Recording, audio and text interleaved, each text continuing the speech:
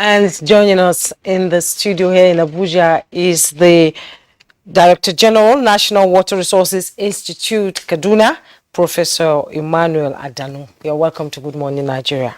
Thank you very much. Also in the studio with us here in Abuja is the Director General, NISA, Engineer Clement Nze. You're welcome. Thank you. Nice to be here. It's a pleasure to have you join us. Thank you. And in addition to these gentlemen is the Director Relief and Rehabilitation National Emergency Management Agency, NEMA, is Al-Hassan Nuhu. You're welcome to Good Morning Nigeria. Good morning. All right, Al-Hassan, we're glad that you're back again to our studios this morning. You were here yesterday and we had only a brief touch on the flood disaster. Oh, thank you so much. Let's now join the Commissioner for Information and Communication Strategy in Kogi State, Kingsley Femi Fanwa. Kogi State is in the eye of the storm right now, and it's a state that is strategic to, connection between the southern part of the country and the northern part of the country.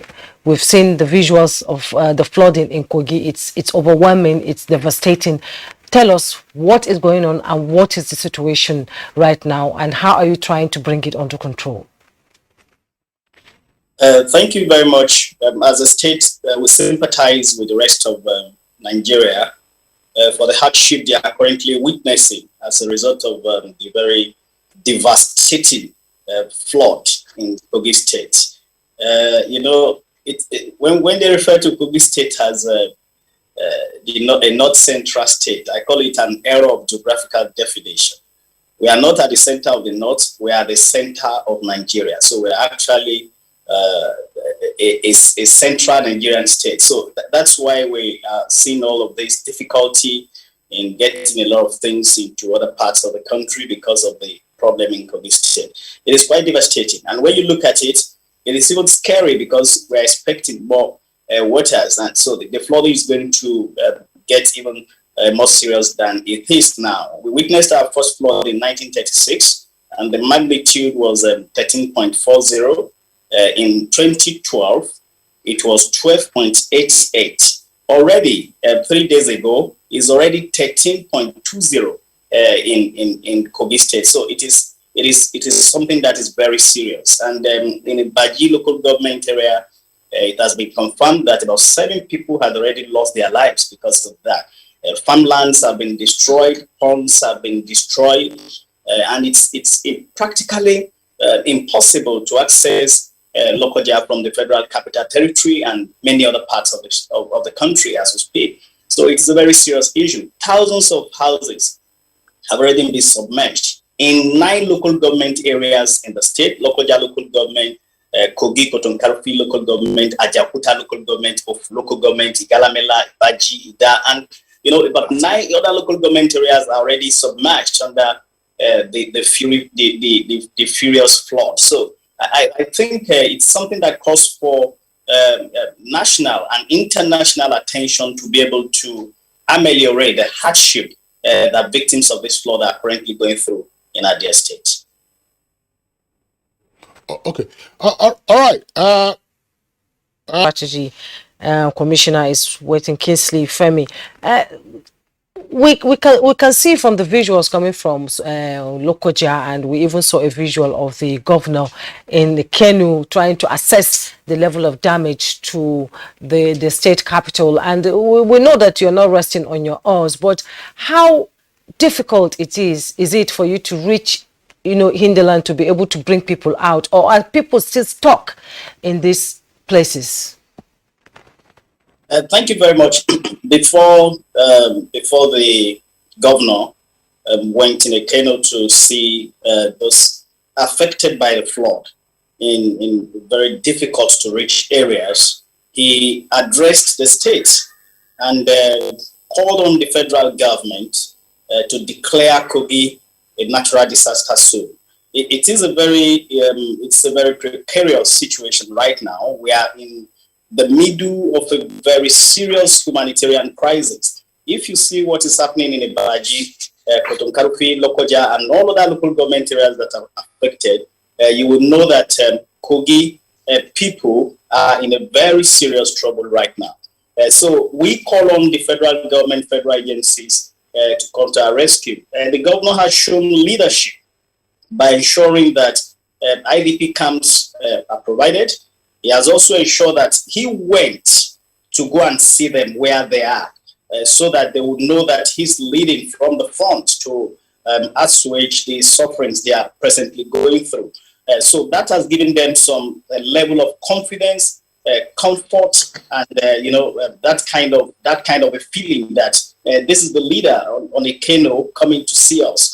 So that has really improved how they feel about the whole thing. But that has not removed them from the waters. We launched a lot of sensitization campaign before it happened, and even now we are still. It's always very difficult to pull people out of their ancestral homes and all of that. But when you juxtapose that with a need for their safety, they have to accept the need to come to higher grounds, go to the camps that have been provided by the government. Let us also use this opportunity to appreciate NEMA. NEMA has done very, very well for their state. They brought their water purification facility to the state. They've also brought a lot of food items to the state. We know they're finding it very difficult to even access the state capital and other areas that are affected, but they have not been resting. They have been moving around to ensure that they provide what is needed for the people. So it is very difficult to access those areas, but as a government, it is the responsibility. It is our responsibility to make sure we reach them, pull them out of the troubled waters, and bring them to grounds that are quite safe. Thank you very much, Kingsley. Just before we take this short break, I just wanted to also amend that's about it for us on the flood situation at the moment. We hope that we'll be able to return to it subsequently when the news gets happier. And more importantly, we've been advised that when the water is receding, people should be careful about getting back into their homes because the integrity of the structures might have been affected by the flood waters. Apart from the structures too, I think reptiles and so many things. Of course, all kinds of aquatic, dangerous aquatic crocodiles and so on and so forth. So that would just be it. But before we sign off our guests, Kingsley Farwood, the Honorable Commissioner for Information in Kogi State, we were reading in the newspapers this morning during our newspaper review segment that your state government shut down the Dangote cement factory, I believe at Obajano, and that some other young persons also invaded the company. What is that issue there, very quickly? Thank you very much. Before I even go into that, let me also assure people that we've provided enough security in all of the IDP camps, so they are very safe, not only at those camps, but provided security in all the affected areas so that we can save people. But having said that, Mr. Farwell, we're getting pressed for time. Please just go straight to the question about Dangote Cement Company. We're getting pressed for time. Thank you. Is an issue between the people of Kogi State and the Dangote Group. There are a lot of petitions against Dangote on the questionable acquisition of that company, and we've asked them to come forward with some documents which they have been avoiding for a very long time. The House of Assembly has summoned them a number of times and they have avoided that. So there was a resolution by the State House of Assembly to seal the company, which was carried out yesterday by the Bureau of Land and other government agencies. They went there peacefully, sealed the company, nobody was attacked, and there were no even invasion by hoodlums. So I don't know where they got their stories from. They need to come to the House of Assembly to give explanations as to how they acquire the company. That's what they need, not this ongoing propaganda and blackmail. All right. Farwood, thank you very much. But you didn't clarify something essentially. So how they acquired the company, and then it's the Lands Bureau that is dealing with the issue. Is it a land acquisition or acquisition of corporate interest?